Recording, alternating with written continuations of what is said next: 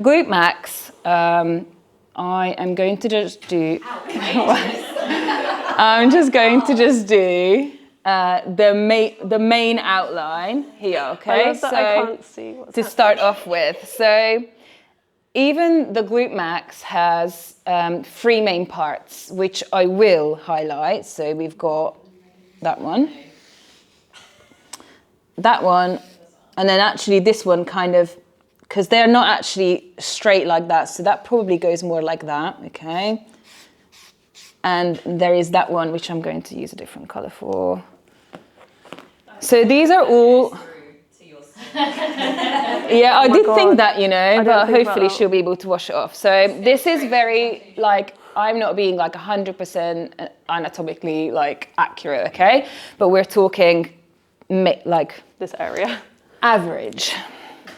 This will also be very different, like from people to people, because if you've got wider hips, then it will be different. Like your attachment points are somewhere on the coccyx. That's all you need to know. And your attachment points are somewhere on the thigh bone, okay? But like I said, it will be different for each of you because we're all very different. Thigh bone length, hip bone width, and size as well, okay? So that's your glute max. Now we're gonna move on to, if you just turn this way, glute medius. So that's a fan-shaped muscle around here, okay? And your glute minimus is actually underneath that, but also a fan-shaped muscle, a lot smaller. Now, when it comes to training a muscle, what you're trying to achieve is those mechanical tears in the fiber as you're training.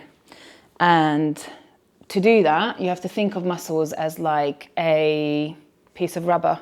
You want to stretch them as much as possible and you want to shorten them as much as possible. That's why we talk about good execution of an exercise.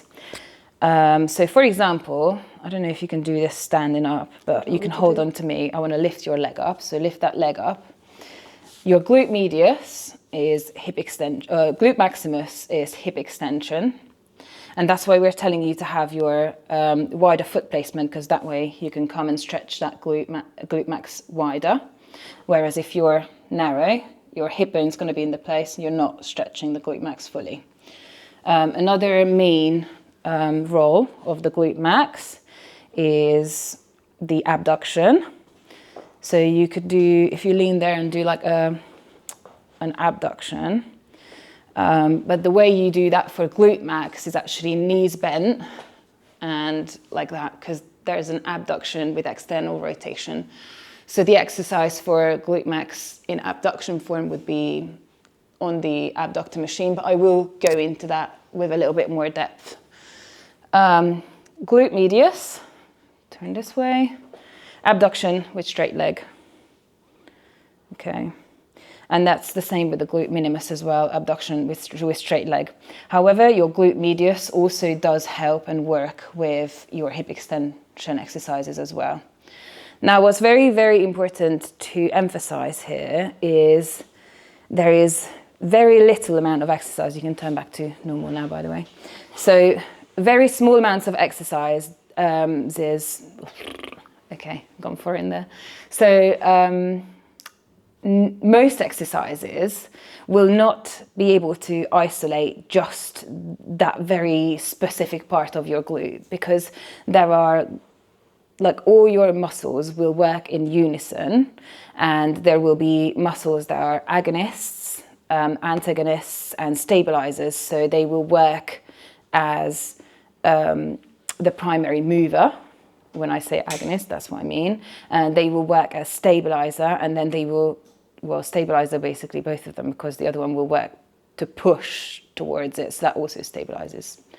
Do you want to give an example? Yeah, I'm literally just now thinking. So best example. Squat. Hello. So if we're talking about a squat,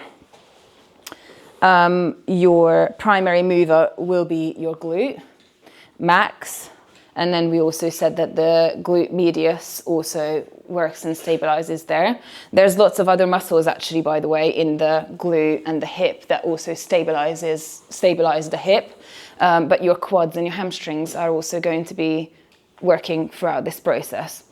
And we're only talking about the legs because a squat is a compound movement. So obviously your core is working, your upper body is working to hold the bar up, and even your calves are working to stabilize your knee joint, which is why it's very important to remember that there are, like, especially the compound exercises, even though you're trying to work your glutes, you might not feel only your glutes. So you aren't necessarily doing something wrong just because, oh my God, I can feel my quads on like a Bulgarian lunge, for example. Like, they will still be working.